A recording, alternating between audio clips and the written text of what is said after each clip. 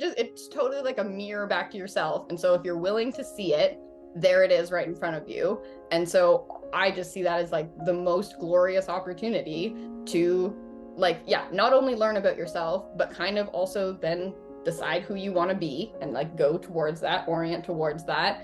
And then you just get to like see it and experience it and be that. And the more that we can love that and just like be with who we are, the better. And we just constantly, it's just like a constant learning process. And I absolutely love birth for that reason.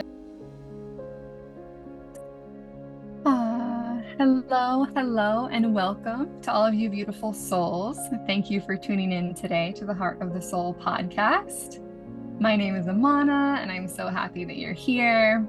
This is a space where we explore what it means to be wild women walking upon this earth, connecting about that which unites us all. Together, we will unearth that which is often unseen and unspoken through the ancient ritual of storytelling. I invite you to sync to the cycles of our moon with me, enjoying new episodes on full and new moons. It's my hope that soaking in these stories will bring you closer to your own innate knowing and center you into a more embodied, alive version of your beautiful, unique self.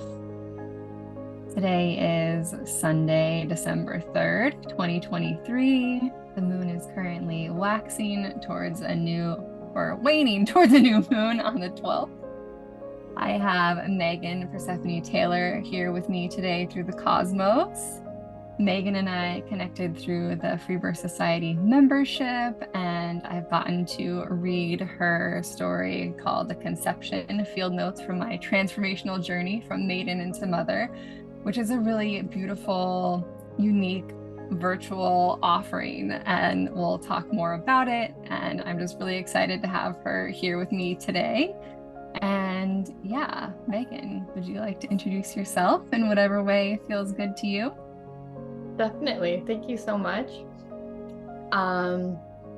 Yeah, so great to be here with you. I love the wild woman title, so I'm also a woman reclaiming the wildness of being alive and seeing what gets to be created through this life.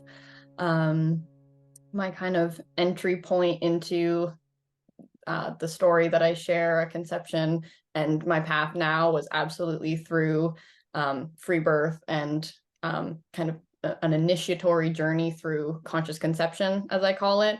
So it was absolutely a conscious conception by the end, but I had never heard of that term when it began. So I feel like I was very much called to this path, and now the women that I've gotten to connect with through FreeBirth Society, through just these types of stories, are absolutely like what I know that I've come here to share and be a part of. So I'm a mom of 2 daughters now, and I'm living in Costa Rica and gave birth to my second daughter here this past August. I just love women. I love creativity, and these things kind of merge as just like connecting really deeply with women and being so curious about what each of us is like passionate about. And so I love sharing what I'm passionate about, which at this point is kind of like morphing into sharing about collective creative passion. And I feel like it makes sense why birth is maybe like the root of that, or like the kind of orienting point for that, because it's like an inherently creative act that women can gather around and like all resonate with. And then I think personally it sparks our own creative channel in like an even more profound way.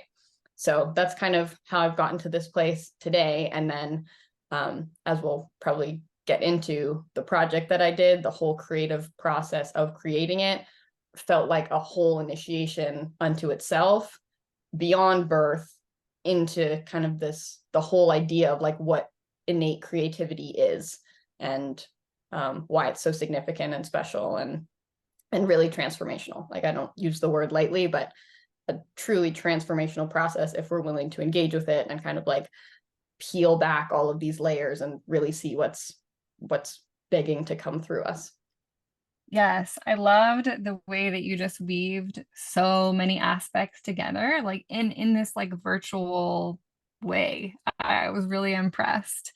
Um, the way that there's writing, there's sound, there's poetry, there's like screenshots, and your artwork. I love that you're a weaver and an artist in that way. And I loved hearing about your journey from Nova Scotia and then over to Langley.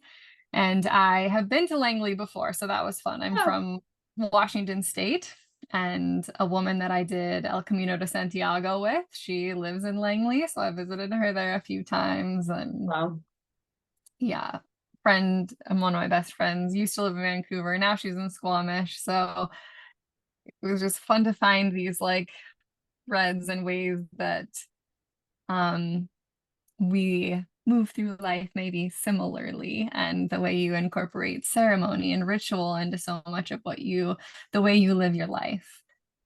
I just think it's such a beautiful way to intentionally live our lives and Yeah, love. totally. Oh, I love that too. And I think it's so interesting to kind of like trace. That's why I wanted to be so specific about tracing the journey, because first of all, I thought it was hilarious that I kept going like from the east coast of Canada to the west coast, then ultimately back to the east coast. You find that at the very end.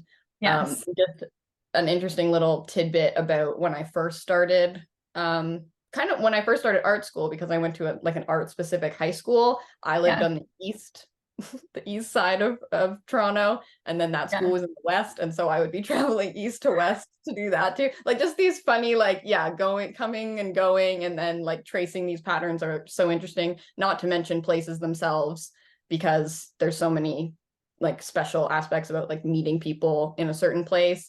And then even now that I'm in Costa Rica, for example, feeling called to certain places, and then the things that start coming through in certain places, like it just of course is intimately entwined with our stories, and the Mhm. places where our stories play out. Yeah, one question that I get from women sometimes is like, what is ceremony or what is ritual? How did you learn about it, or how do you do it? I wonder, like, from my perspective, I feel like it can be so simple, and it can be something that we already do, but placing an intention with it. I'm curious what maybe your answers might be to questions like that about ceremony. How did you learn? How did you begin? And yeah. Wow, I love that question. That's yeah, such a good question, because I didn't know anything about ceremony or ritual or anything like in that realm. I did not grow up in a spiritual household, Mhm. religious, anything. And not to say that there weren't rituals, of course, Sure.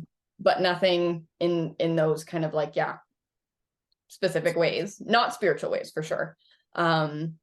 So along the conscious conception journey, I was definitely making it up as I went. An Yeah. interesting part was when tarot came into my life.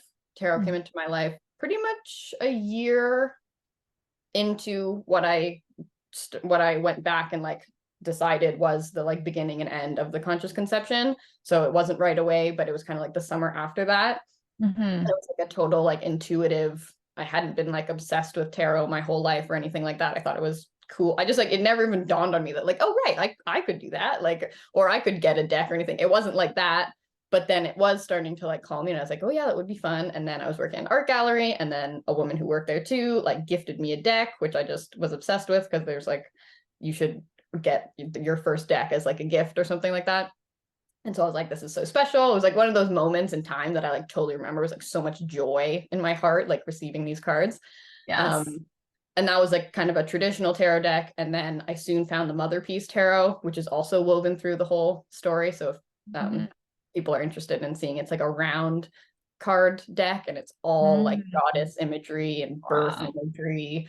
Yeah, like it was like the perfect conscious conception deck, basically, because like every other card is a pregnant woman. So and Yes. babies galore.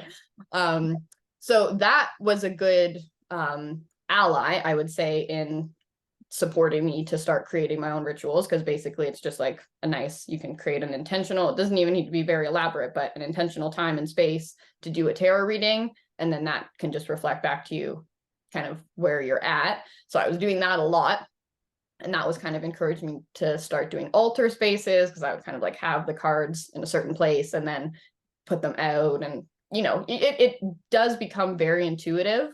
The kind of special things, like this is my most favorite rock, I will put it here because I want to. Yes. And here's the cards, and then doing that, I didn't have like a specific rhythm around it. Like I really would just do it throughout the whole journey, just obsessively, like, am I pregnant? Am I gonna have a baby? Am I doing it now? Like just like that was how it started for sure with the tarot. Yes. And then the other little rituals that I kind of speak to throughout the story were so just made up. Like I definitely had the intention. It would be like the intention to set up an altar for the spirit baby. That would become like a little moment. And then there's some pretty specific ones where we actually decide that we're calling her in. And then the placenta ceremony, ones like that had their more specific intentions to them. But even so, then I just like on the walk to the river, I picked some flowers that I offered with the placenta, like all just very like came through, and you're like, yeah, of course I want to do it like this. Or I really just made it up, and I really gave myself the permission to just be like, this feels right, this feels good, I'm not gonna not do it just because I don't know if I'm doing it right. Yes. So if for the women listening, like you don't have to, there is no wrong way or right way to create a ritual and ceremony. And just, I want to encourage women to just begin and try, and you'll find your flow and know what feels right and know what doesn't. And it's a practice of turning inward and remembering that you have those answers within you. Totally, 100%. And one thing that I thought that maybe I could speak to with that question too was like, just the fact that there is, like, even considering ritual and ceremony, it does speak to creating a distinction between something. So like, okay, here's my regular life and here's my ritual life, distinction. And so that I just see as like a container, putting a container around something, putting a framework around something. And that's exactly what has been coming through in terms of the importance of the creative process for me. So now I'm sharing so much about what it means to be creative. And what I found so much is that the only thing that we even need for that is that same type of intention and boundaried space around, this is the time and space that I'm going to channel my creativity. And here's my other life. Like, here's my regular life. Here's the time and space that I put around that to see what starts coming through that channel, as opposed to the just like haphazard ways that our lives flow. And of course, each one is informed by the other, but it's just about that like slight distinction and like that slight intention around, this is when I'm going to be creative and this is when I'm not.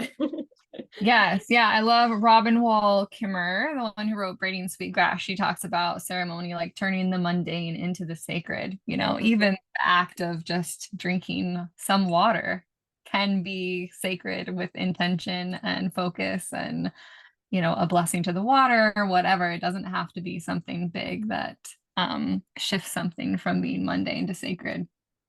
Yeah, absolutely. And that is maybe what I was kind of referring to when I said like my family didn't have rituals, but then we ate dinner together every single night, so there's something about that. And just even that is like a distinction from we're all in separate rooms and now we're all around this table. Here's the ritual of it now, like, and that's just all I mean about having a distinction between those two things. It's just like so that we can identify them when it's the time. And that's something that I've heard a lot actually from other creative people, or just people who are very intentional about their ceremonies and rituals. It's like letting everyone know that this is the time for the ritual, like all your ancestors and spirit guides and family members and babies.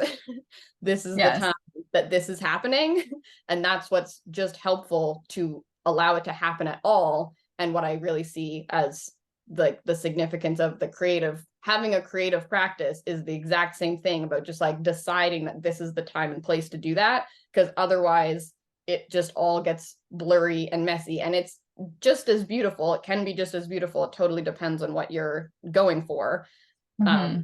But it's about that, and that's how I found this project became the perfect framework for me to actually express my story. If I hadn't like created that, if I hadn't had the intention of creating a project to share my story, I wouldn't have done it yet, like it would have come out Right. and like I would have shared it with different people. That could have been beautiful in its own way, but I really set out to tell it in like a certain form. Like I wanted to give it form.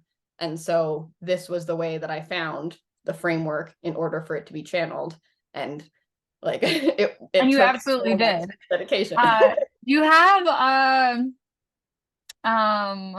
I would love to maybe before we go a little bit deeper, allow people to kind of see what we're talking about, because it's so, I feel like, unexplainable with words. I Do you love have that. a That's great. certain chapter you would like to show? That's a great question. Or would you like to just choose? You're welcome to choose. Like if one of the first ones might introduce the whole concept. Like even your spark or birthday first Yeah, sight? yeah. And even the introduction has the kind of like overarching themes about like what I'm gonna get to, and I think it touches on all of the bits. All right, let's do it.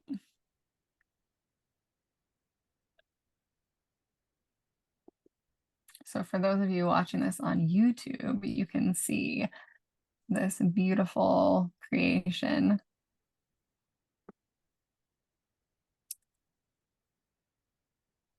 So there are little poems throughout and this artwork.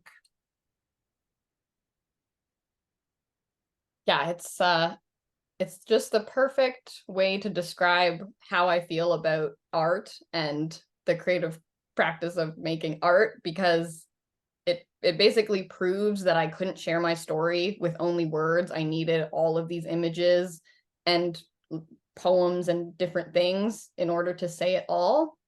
And that, to me, like that sums up the difference between why we have artists and writers, or books and paintings. Like there's just these different ways to share these different parts of our stories. Yes. Yes. And I love how you have even like little handwritten notes in here. And you were born on the 5th of May. Is that like you were Yeah. 5 at 5:55? Yeah. Fifth month, fifth day, 5:55 in the morning. And these photos with you and your grandmother and you with this blanket. I'm on the birthday one right now. I know you can't maybe see what I'm scrolling through. And then here you are with the loom. So I'm going to stop sharing here for a sec. But I just wanted people who are watching to be able to like see this work of art that you have created.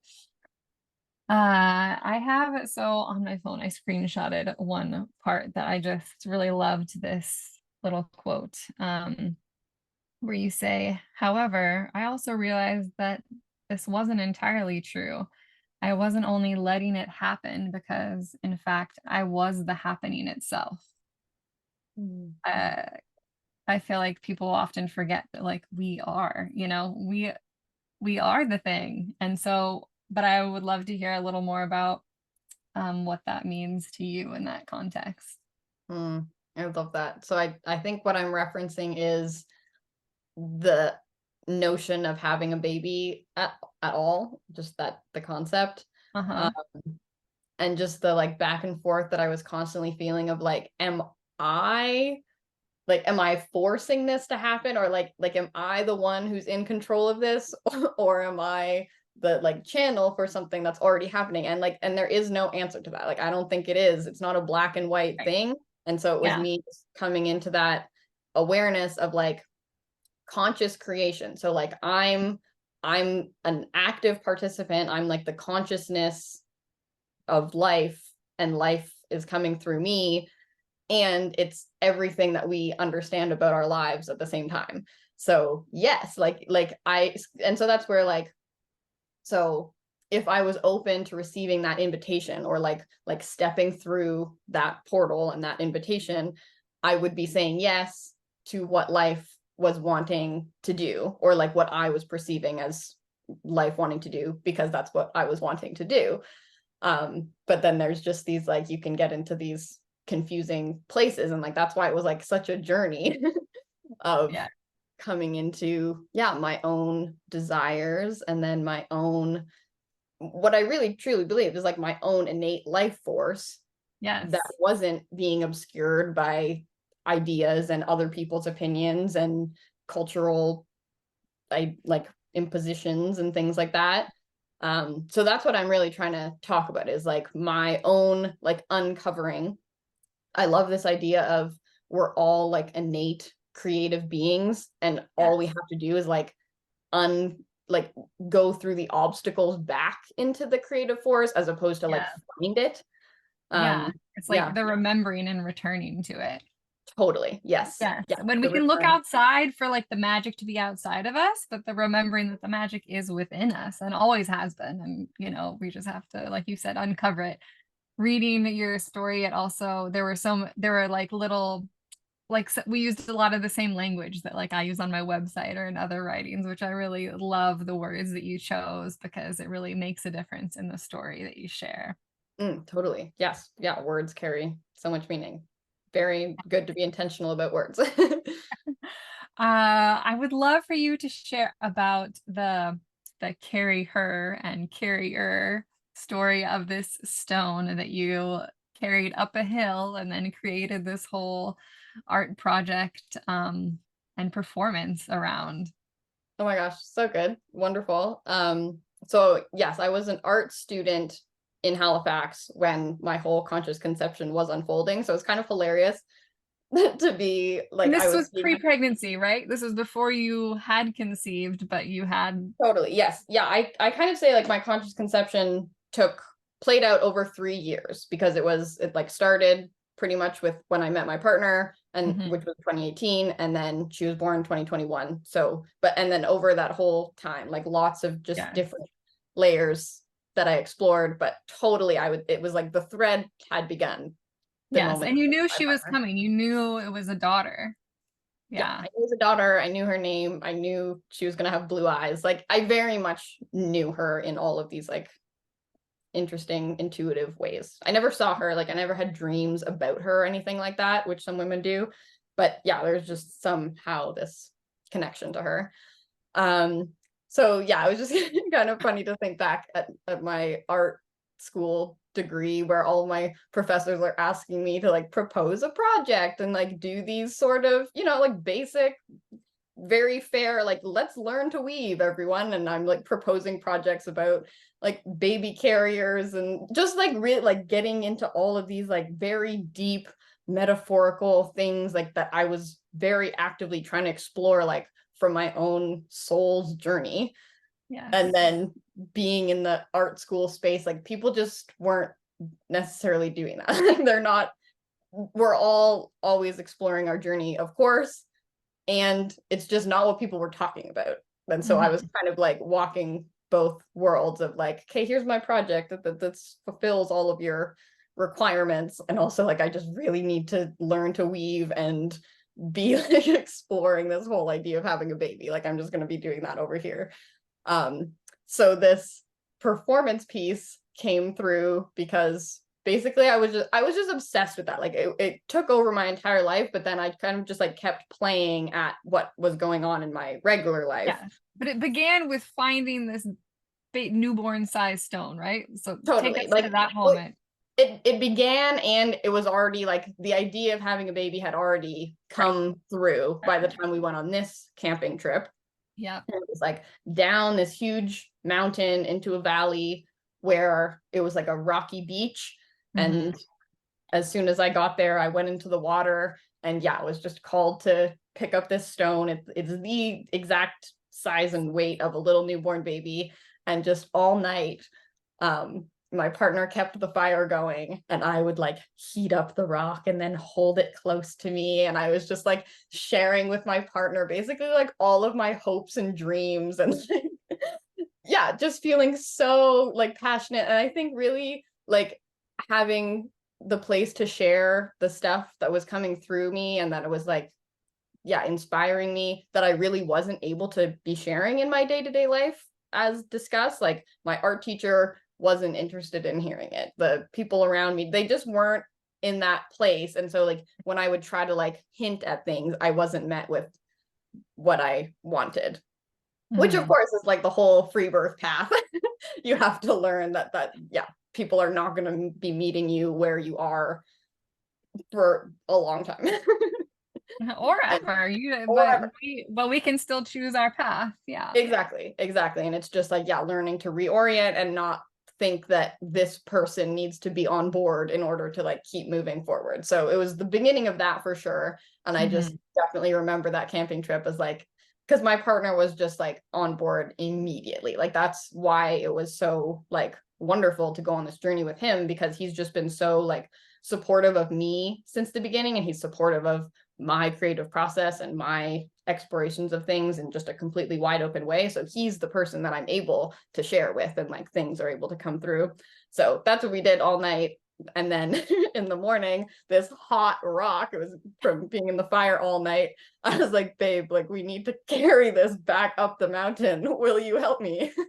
He's like, okay. And we had packed like way too much stuff, and like we aren't hikers or anything. So we had like these huge awkward backpacks and then this rock, but I was just, yeah, very intent on carrying it back, not knowing what I was necessarily going to do with it, but it was totally the time where I was like collecting all of these things and like for some reason this is important, so I must have it. Yes. And we carried it all the way back up. It was felt like a huge achievement to us, and I went on to incorporate it into a performance piece for this yeah, like a wearable art show, it was called, put on through the school. And my friend was organizing it, and I just kind of made a proposal again, just kind of trying to find these different platforms to like explore whatever it was I wanted to explore. And so I had woven this baby carrier, and I put the rock in the baby carrier and said this poem as I like walked around. And yeah, it was it was fun. Like and it wasn't actually fun. I didn't like doing it because it's one of those things. It was like I was like really intent on doing it. Like this is a very important thing for me to experience and create and do. But like afterwards, I was like, what did I just do? Like I felt so exposed and so like, oh my gosh, like now people know like what's going on to a certain extent. Because again, actually no, like still no one really cared that much. Like no one like yeah, it wasn't like people didn't see it in the way that I felt it. And so it was still fine. People just see whatever they want to see. It doesn't really matter. But yeah, I it was see it, definitely and a it was an impactful part of your story for me, and I enjoyed reading that part. So know that. Do you still have the stone? No, I What did you do with it? I left it at Maybe. I left it on the East Coast. I moved with it the first time when I moved into my own place, like across the water in Dartmouth, Nova Scotia. But then I did leave it there. And that's actually an interesting part, because the whole process of creating this work was like a purging process. So there's so many, like you said, bits and pieces. There's handwritten notes and little sketches and little things. Those are from like all throughout my life, like these bins of things with old sketchbooks and old random things that for some reason I'd kept, did make it with me like many times as I moved across the country the first time. Yes. But making the story, I was like, I'm going through this bin and I'm deciding, is this relevant in any way? Is it going into this story or is it not? And if it's not, I'm throwing it out. And I even had like a burning ritual at the very end when we were moving, and I had sifted through everything, and everything else I was like, I'm done. I'm not carrying this bin anymore. I'm like done. I just really saw it as transmuting it into something like here now. It's this work, it belongs here. And it's virtual, so I don't need to carry anything around anymore. So it could have been the very first step of that, like not actually having to be like beholden to these objects for them to like have carried significance. Yes. Okay, I have another little part I'd like to read. You say, After so many months of what had really become quite a perilous journey, it was hard to actually believe that I had arrived where I had always believed I would be going. It was hard to believe that I had indeed become the woman I had believed I could be, and that my baby was now becoming embodied within me. I never took a pregnancy test, so that tender liminal space lasted for a little while. I had been fairly obsessed with peeing on the plastic stick to tell me all the times I hadn't been pregnant previously, and it was interesting to me that when it was finally happening for real, I was content to simply let it be so. The imagined feeling of seeing two lines was not nearly as compelling to me as a feeling that I was now carrying within myself. So, I mean, there's so much in here, even in just like this small part, but I love that you chose not to take a pregnancy test then, and that it was this, journey to come to this moment. A lot of women don't even know that that's an option to not take a pregnancy test. Mhm. I would love for you to maybe share some of the stories around this pregnancy and choosing to free birth your daughter. Mm, yeah. Yeah, I definitely think leading up to when it was like really the time to like really allow her to come through, like that was such a specific moment. And Mhm. in retrospect, and even in the times leading up to it, I could tell that that's what was happening. So like I could tell that I was just on the path towards this thing. Yes. And I almost felt like I was playing into, am I pregnant? Am I not? But Mhm. knowing that I wasn't. Like so like, and I think that that was part of the journey itself. It was like distinguishing, like coming into the like distinguishing between, this is the time that I'm exploring what it will be like to be pregnant, leading Mhm. up to the time that I'm being led towards where that will happen. And so Mhm. again, the geography is actually an interesting part of that, because I ended up getting pregnant on the west coast of Canada as soon as we found the home in which she would be born. So like it was this whole like, okay, it's like a traveling and like an orienting to a place, Mhm. actually land and settle and then become like a nest and a home that I would actually have a baby. So all the times previously, I definitely knew within myself I was not pregnant. Like I didn't really have times where I was like fully convinced that it was happening. I would just kind of play into like, well, what if it's happening now? What would I do if it was happening now? What would it be like to be becoming a mother now? But all amidst that wasn't actually happening yet. So I Mhm. think the pregnancy test is like a perfect metaphor for that, because it's this like symbol of asking something else what's going on all the To time. tell And then, you what's happening yeah, in you. yeah, Yeah. needing that. And so I just played into that, and not in like a judgmental way of myself at all, just like in a literal like acting it out. Like, what is it like to have to ask if this is happening, because I'm having so many like cognitive um like I'm spinning around this in such a cognitive way. I need like an answer now. So I'm going to like ask, and then I'm going to be like, I'm going to be told what I already know, which is that I'm not pregnant, but at least then I can move on with the rest of my day. Mhm. I went through that like several times, not every month for 3 years at all, but just at these like, for some reason, crucial points where I thought it was really important for me to do that. And then, as I say, once I was actually pregnant and actually like in the place where that was happening, I didn't need that anymore. Yes. And so this line about becoming the woman you had believed you could be, I love that line because it's something that I talk to other women about in like the mentorship that I do is just in my perspective, I feel like we birth ourselves anew, like over and over again, that we keep becoming this, these next versions of ourselves. And some women have a hard time, have challenging moments where they can't see that. They feel it and they know it, but like what inside of you knew that you would become this next version of you? Hmm. That's a very good question.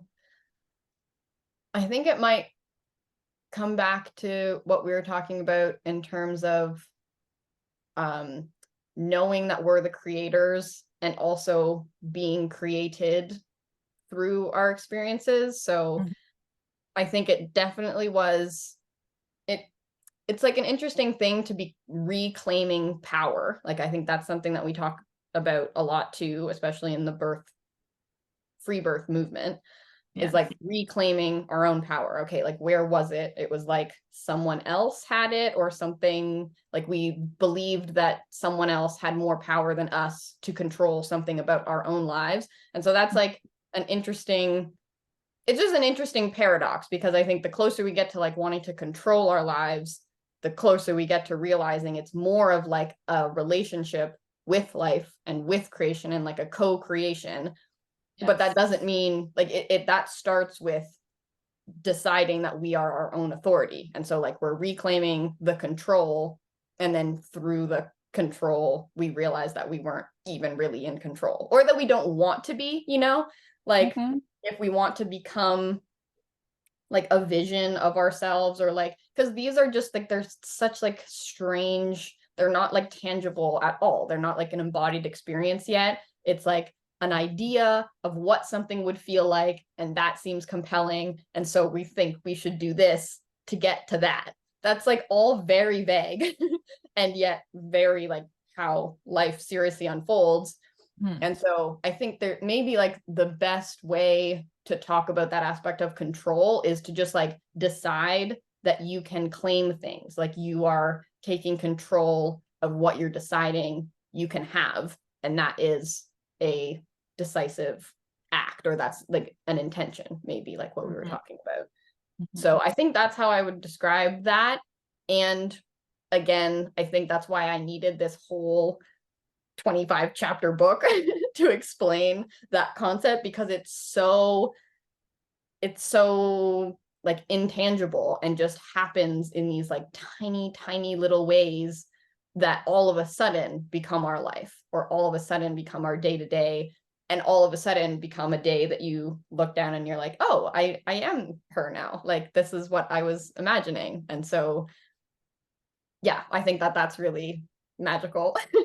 Yeah, I mean, it's so I can remember like those times where the future self that I, anticipated becoming then, and she felt so far away, or like I never expected, like even this podcast, a lot of my life was very quiet and had a hard time using my voice. And this podcast has become one of those things that has helped me come out of that. And now I'm like, oh, and now I have like 60 some episodes. Like, but when I first published those first few, it felt like this moment was so far away even. So Totally. Yeah. And in a way it was, like in a way that is yeah. 60 episodes that you had to carve out time for and do every single step of the way. Like it isn't a snap of your fingers, and then it's going to feel like that if you do take one step at a time.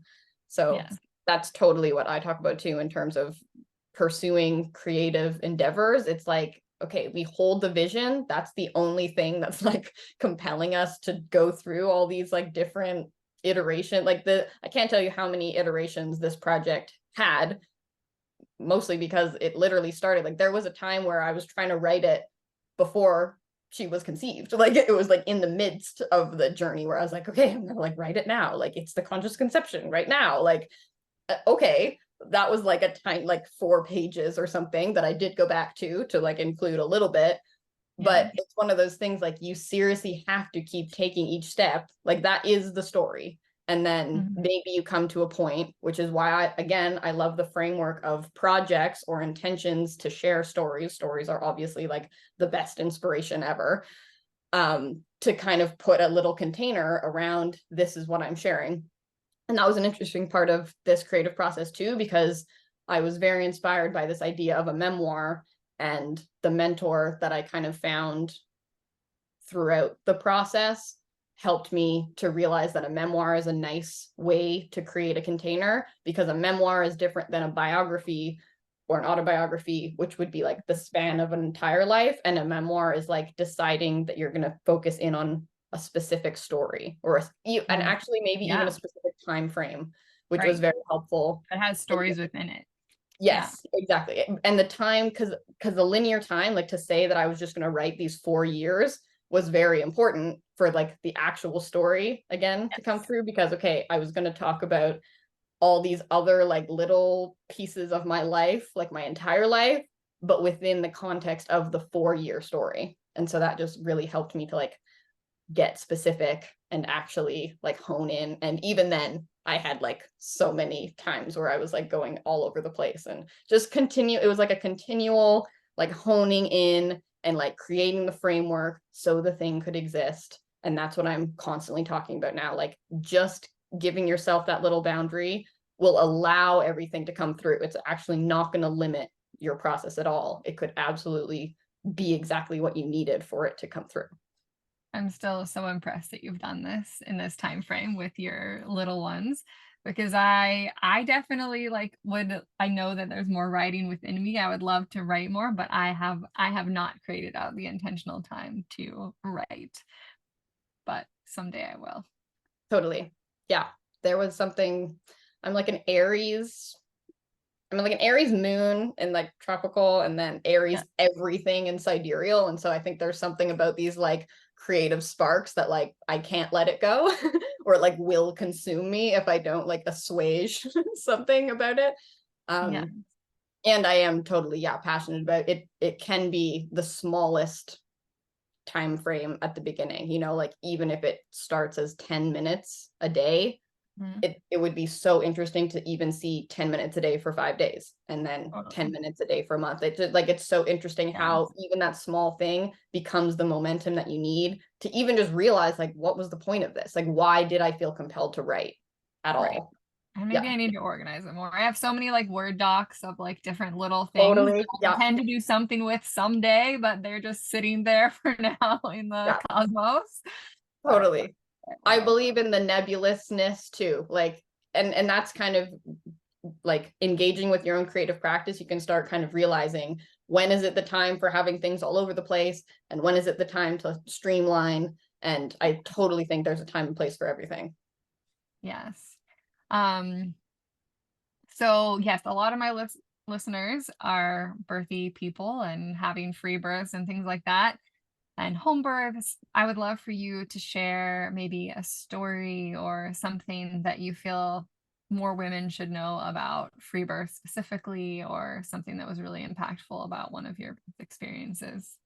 Yes. Oh my gosh. So special.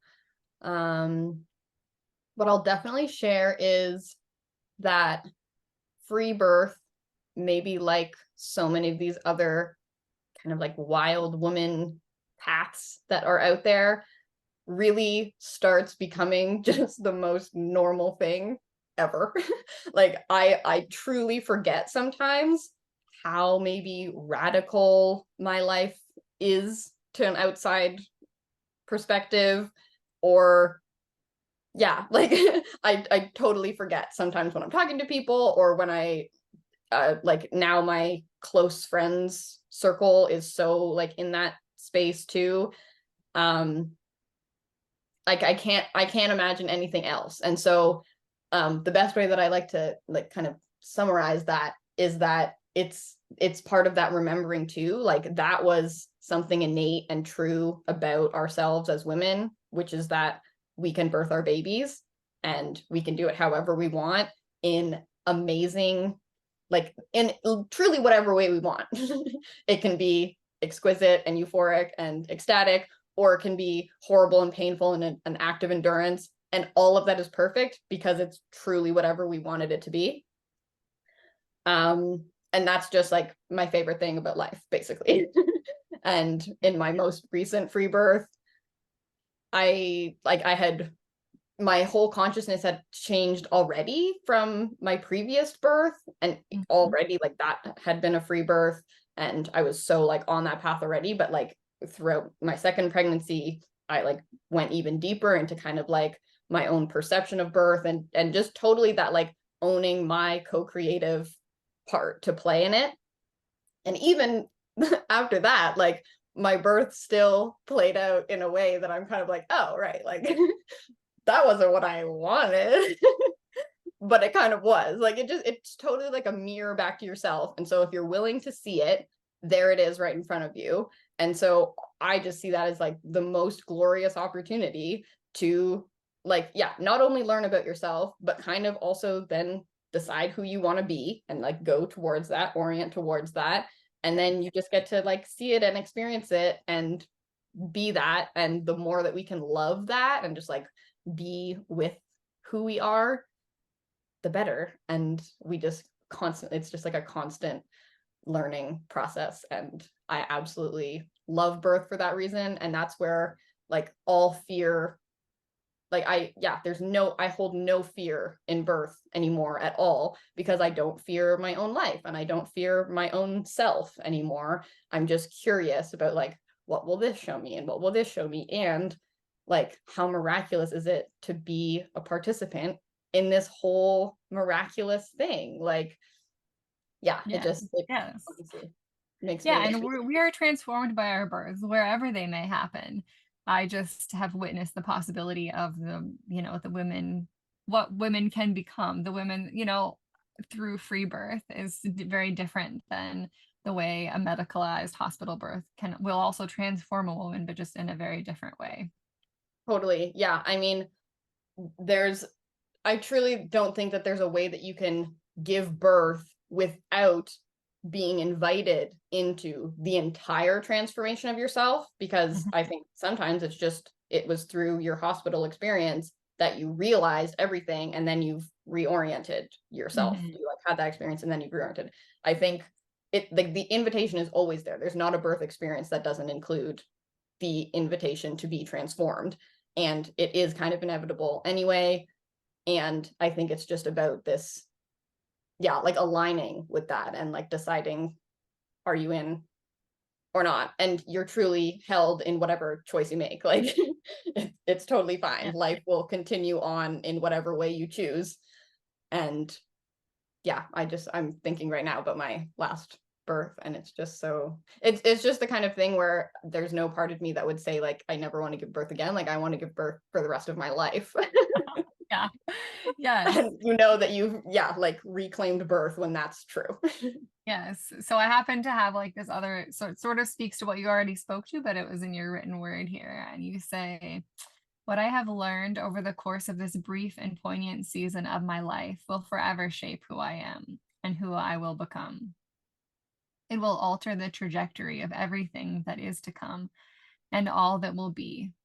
I am in the awe of the transformational power of birth and what she has shown me about my life itself, specifically, of course, my own, and how I am able to create the world I want to live in through the devotional practice of reconnecting to the innate life force that lives through us all. And that just really touched me. And I love the way that you put those words together there. Yeah. Yeah. Yeah. That's really what it's all become. And I think when you get to the heart of so many people's really authentic work and really authentic self-expression, that's what it is. Like, how could it not be if we're tapped into life unfolding? We're just all expressing it in our own unique way. And the closer we can get to like our own version of it, the better. Mm-hmm. Yes. I know we talked about you sharing the story of your daughter's placenta, and so maybe you can talk whatever parts, but also maybe you could speak a little bit to your placenta, as in the placenta that was with you inside your own mother and her experience with that placenta, and then how it came that you and your mother had time and created that ceremony with your daughter's placenta. Yeah. Um, definitely. My own birth was in the hospital, and there's a ton, like so much. I think like the biggest challenge of creating this project was that maybe that fact. And there was so many, like the hardest parts to write, I could tell were when I was actually being caught up in like in my own past story that was wanting to be resolved. And Mm, so that's why I define it as a transformational process, like that I actually engaged with, because I absolutely believe that I transformed something that I was carrying within me into something new. And that's not an easy process at all. Like, it actually makes no sense. It's one of those things, like, it happens just like in our day-to-day life. Like, when's the time for transforming our past trauma? What time is that? But it's just this slowly but surely, like, ongoing process that, like, if you start following it, you kind of start realizing it, and then you can start, I guess, like, deciding, like, okay, yeah, I actually am gonna, like, really deal with that in, like, a specific way. And I also believe it doesn't even need to be a specific way. It could be like our creative projects could hold that type of information for us, or like that type of opportunity to transform things, even without it being so stark as it is in mine. So in this work, I, again, like, talking about all these frameworks, I needed to establish a whole bunch of different frameworks for different parts of the story to come through, and to just kind of distinguish between, here's the story that I'm telling, here's like my story, and then here's what was like informing it. And in order to get that out, like, in order to actually express that, I really needed these other frameworks just for myself, like, to feel okay about it. It couldn't, so to be specific about it, I wasn't trying to write my own when I myself was born into my conception journey, but it was such a huge part of it. Like, I could tell that it was such, like, at the root of it, that it needed to be shared in the story, but in its own separate way. So there's literally a little like chapbook of poetry that looks like it's written within each chapter. And in that little book is these poems. That was what I used to process my own story. So that was like a whole big thing. Like, it just, because it's so simple to state, like, that's how I did it, like, that's the framework that I came up with, but that's the creative process. It's like, not only do you have to express what it is, you have to be the one to create the framework for yourself, and, like, kind of understand what's going to work, and go through different ways of, this framework didn't work, and this one wasn't inspiring, and this one made no sense, this one was too confusing. Like, it's this back and forth with yourself of, okay, I'm going to create this framework, and then I'm going to create this thing, and then, oh no, going to change the framework, blah blah blah. So coming up with that little, having the poetry book was super helpful for me. As soon as I did that, I was able to just keep writing these poems, and the poems just felt very like the medium that story needed to be told in, because it's like very free. Like, I didn't actually need to explain anything, whereas I was kind of trying to explain what happened in my conscious conception journey factually, but in this talking about my own birth story, I did. So what was your mom's experience with your placenta? And then I would love for you to walk us through your experience birthing your daughter's placenta, keeping it with you, and then when your mom visited, creating more ceremony with it. Yes, totally. I think by the time I got to birthing the placenta, like the moment of birthing the placenta, I'd already done so much of my own work to reorient myself around birth, and like let go of a lot of the old stories, that it wasn't something that I was feeling like I was having trouble with. I didn't have trouble birthing the placenta. I didn't have trouble revering her or anything like that. So that already, it felt like my whole journey towards FreeBirth was like, yes, like, this is what I've always wanted. I want this. I claim this. I choose this. That was never, it was never hard for me to do that. Like, as soon as I went to that first, like, Planned Parenthood appointment, I was done with that. Like, there wasn't a temptation anymore to engage with the system. I didn't want it at all. So coming into my birth experiences, that was like I was already clear of like things. And so the placenta ceremony was still just me trying to be like, okay, so if like I've chosen reverence, how do I incorporate that into like an intentional space?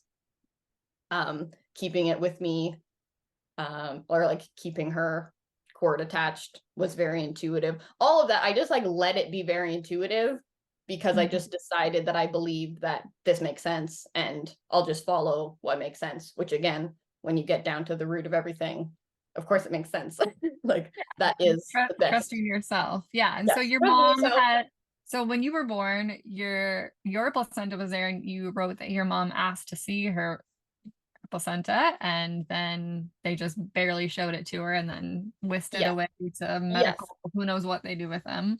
exactly. After having been completely detached from the actual birth process physically because she had an epidural, and then just I imagine emotionally and spiritually because it was something that was happening to her and like literally like away from her, as opposed to like through her and with her by her own choice. Like my mom honestly has no problem with my birth story. It's fine for her. But yes, I think like that moment of disconnection, like because the cord is cut so immediately in the hospital, there's zero time whatsoever for reverence, never mind just like the physical transfer of like the final Yeah, the cord. physiological transfer of the blood that's meant to Yeah. happen for the baby. Yeah. Yeah. All those things. And I see that in the exact same way. Like that to me is just like two different frame or lenses through which to see the same thing. Like it's the same, it's like the lack of spiritual connection is the exact same as not getting the blood, like the same kind of deprivation. But yeah, like it is an interesting point that my mom was curious to see what is the placenta, like can I see that, like wow, like I just birthed this thing and like what is that all about? I know nothing about it, because my mom is a very squeamish person and hates blood, hates, like she doesn't like anything about that. So I bet, yeah, seeing the placenta was like kind of a big deal for her. And then also makes sense why it wasn't like she was very called to fighting to keep it and wanting to bury it or anything like that. It did make sense in her mind that that's something that goes away now. Bye-bye.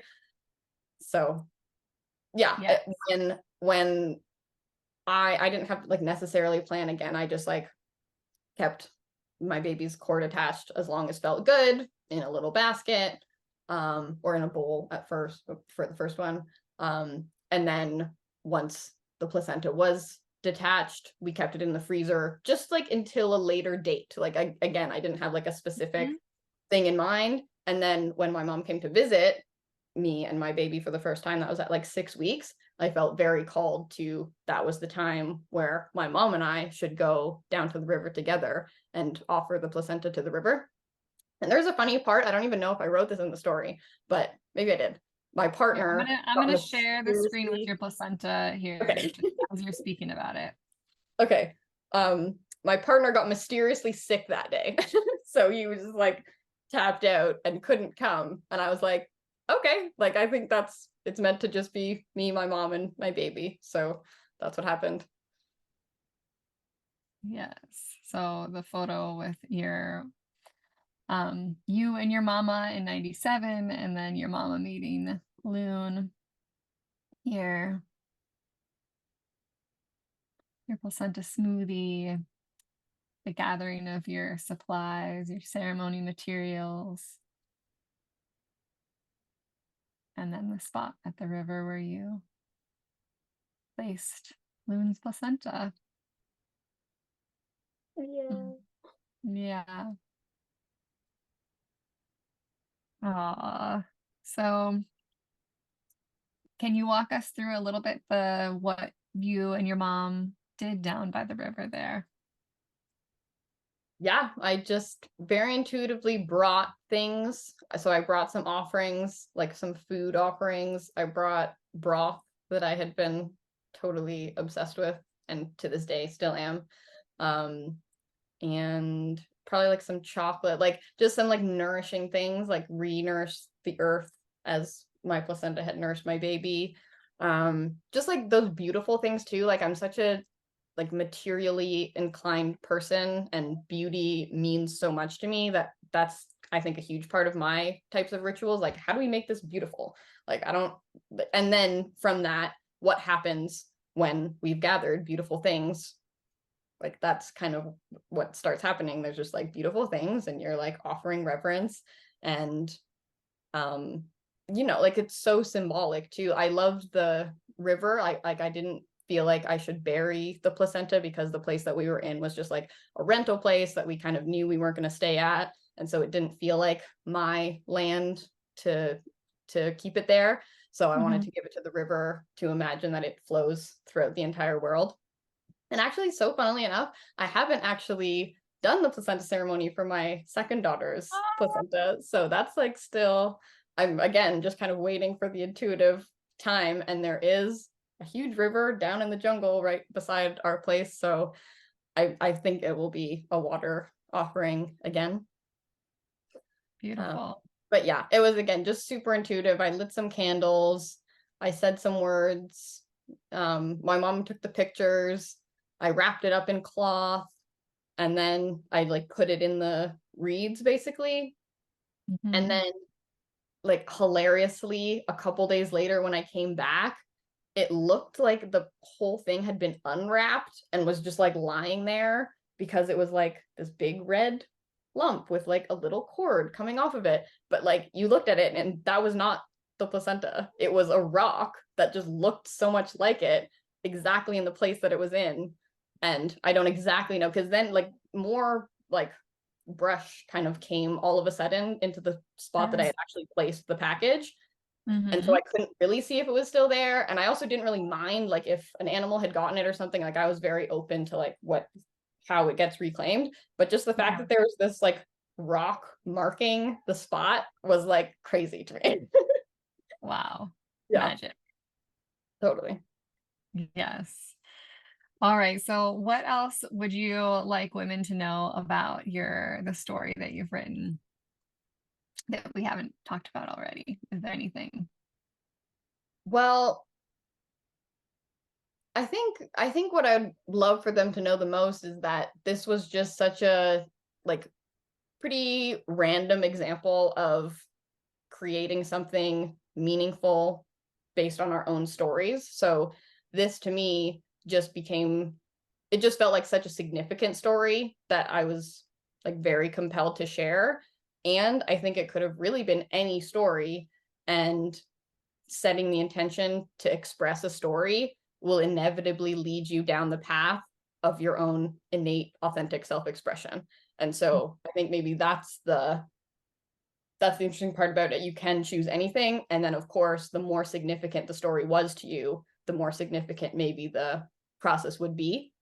But just that we don't really need to wait for something as elaborate to show up. I really do think like that's about the story itself, like the project itself. That's what I would speak to about it in terms of like the actual conscious conception. Like that's honestly like a whole other thing to me. Like if you're going to engage with that, like like that's an epic epic trip. But just the project itself to me represents I had the intention to share this story. This is what happened when I went through with that intention. And how has storytelling changed your life, and why do you think storytelling is so impactful? Oh, wow. Just that I think we get to know ourselves more deeply through our own stories, because it's actually so interesting to think like time wise, like every time we tell the story, we're completely different people than we were than in the past when the story was playing out. So like it's almost interesting to hear yourself share the story from who you became through the story. Yeah, and for me, like the way that I share a story 5 years ago is different from the way that I share the same exact story today. Exactly. And that's why I think it's so special to make things like this, because then you're marking, especially kind of close to when the story played out. And of course, it could happen in different ways for different stories.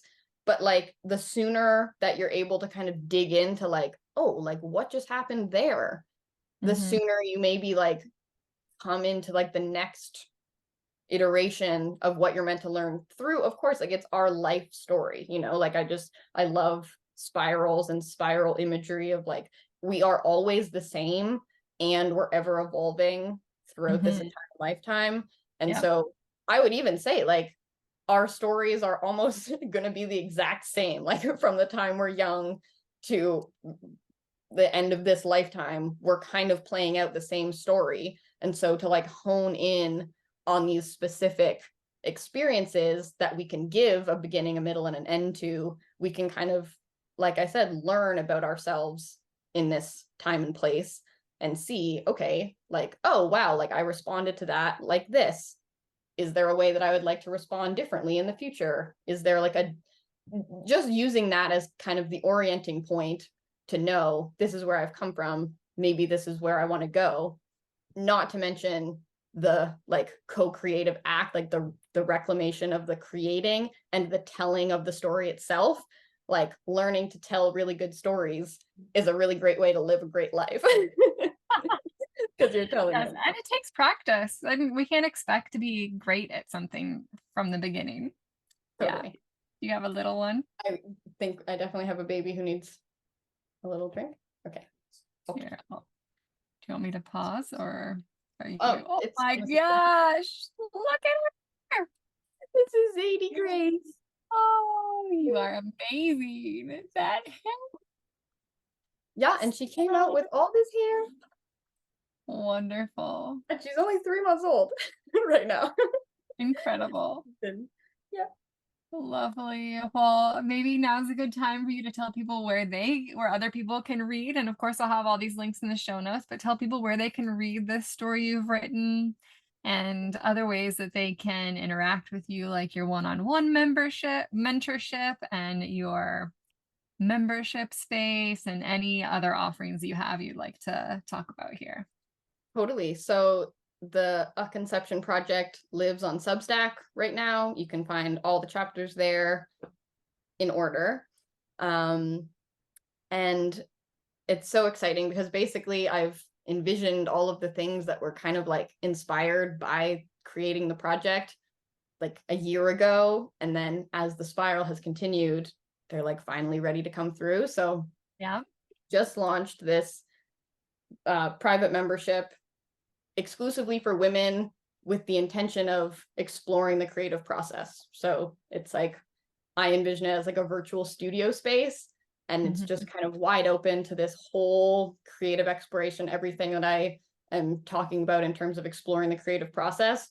That's the invitation there. And there's already, yeah, a lot of really special women who are kind of resonating with that and kind of like stepping into like, oh yeah, like having a sacred space for my own creative practice could be really helpful. And then having a whole community of women who are all talking about it, like it's actually really special. And it's definitely what I wish I had in the creation of this project, because like it's long and it's hard and it's like it's dark in the sense of it's very unclear. Like I described it many times as like sitting down and feeling like I just had to like wade through like a dark forest many, many times. So yeah, I think that it would be really special for women to start doing that in community, not at all because we can figure out things for each other necessarily, but just having that reflection and having that support and also the encouragement, I think can be really special. And then the mentorship too, I'm like just kind of starting and feeling into what could be helpful for women who are pursuing maybe a certain specific project or even an intention, or even just have these little threads that are coming through. How would it be helpful to have someone to reflect back like, yeah, like that sounds really meaningful, or I'm not necessarily seeing how this image speaks to that story. Like I'm hearing your story very deeply, and have you considered showing it in this way? Something like that. I think there's a lot of misconceptions about all the infinite possibilities of self-expression and how a story does not need to be written. It can be performed and woven and painted, and that actually probably is going to tell it so much better than if you force yourself into a certain way. So I think that's kind of my intention with this whole idea of creative mentorship. Just having someone to reflect back like, this sounds really special, and like, have you considered that you have your own way to express it? Yeah, and help them find that within themselves. Exactly. Yeah, so then you also mentor women in like the birthing season, or around if people are having a free birth and they want mentorship and want you to walk alongside them with that. That's another offering. Is that right? Totally. Yeah. I love conscious conception is like my passion basically.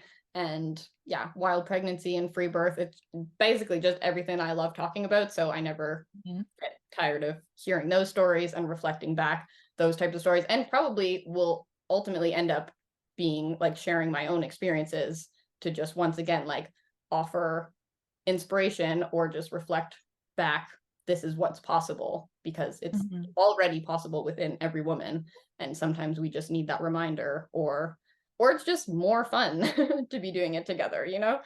Yes, your website is so beautiful. I love the colors. I love all the art in there. I'm just like, oh yes, you can tell that she is this like incredible artist in the way that Oh, you've thank you. Thank you. I've imagery. seriously been using like website design as my creative medium these Yeah, past few years, as I've been like nomading and just being yeah, a mom of little babies. So thank you so much. yeah. I It know how really excited. can come through in any way. Yes. Do you also offer tarot readings? Yep. Yes, Yeah. that's the Okay. other little thread, because because I found it such a creative ally to me. I'm kind Yeah. of, yeah, I'm offering that as a sort of, this is what was helpful for me along my creative journey, and not to mention conscious conception. So I offer readings with the Mother Peace Tarot exclusively, just to Wonderful. also bring that magic through and introduce women to that deck. Wonderful. Wonderful. Well, it's been such a pleasure to chat with you today. Thank you so much for creating all that you do and for sharing yourself and your offerings with the world. Wow, thank you so much for this invitation. It was so much fun, and yeah, I just love connecting with people through the things that we make, because then you can kind of really get to know each other and really start realizing how similar we are, and like how interesting we all are, and really learn more about the magic of women. Yes, the magic of women.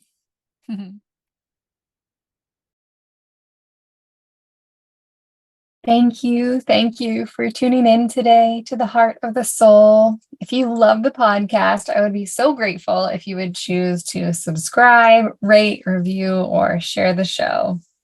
If you feel aligned with me and my energy and are feeling drawn to unearth your wild inner knowing, birth your baby wild and free, need support navigating the medical system, are feeling stuck in your grief, are curious about receiving an intuitive mediumship reading, or need a safe person to debrief and integrate a traumatic birth experience with, I am here for you.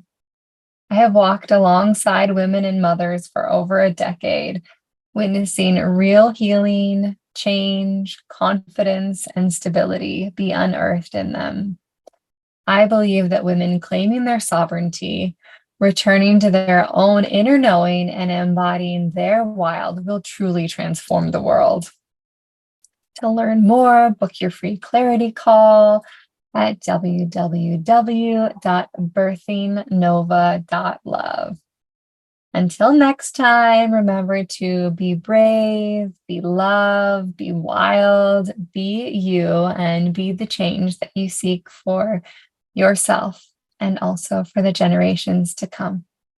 Mwah.